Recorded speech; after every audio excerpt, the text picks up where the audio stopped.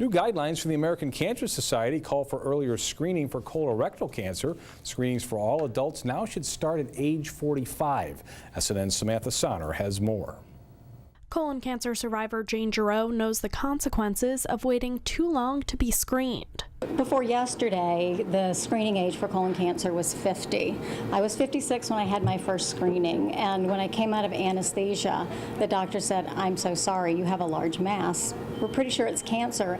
And I thought maybe I was just still asleep, because it's just such a shock to hear those words. People are now hearing those words at even younger ages. The American Cancer Society estimates close to 16,000 new colorectal cancer cases this year will be in people under 50. Essentially, we found that there's been more cases of people being diagnosed with colon cancer or rectal cancer between the 40 and 50-year time frame. Oncologist and hematologist Dr. Anjan Patel says now all men and women will be eligible for colonoscopy screenings starting at age 45. This will allow us to detect cancers earlier, but also to treat polyps and remove polyps which may become cancers in the future to reduce the risk of cancer down the road.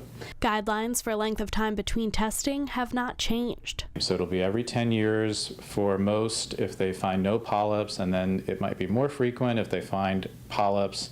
How frequent is dependent on the size of the polyps and the number of the polyps that they find. Jane Giroux says follow the guidelines because you never know if it could happen to you. I think if I had had my screening at 50, this might have been the simple removal of a polyp. Instead, it was a stage 3 cancer that had spread to a lymph node. I had 6 months of chemotherapy, major surgery, and I constantly at that time thought, why did I not do this when I was supposed to? Reporting in Sarasota, I'm Samantha Sonner, SNN, the Suncoast News Network.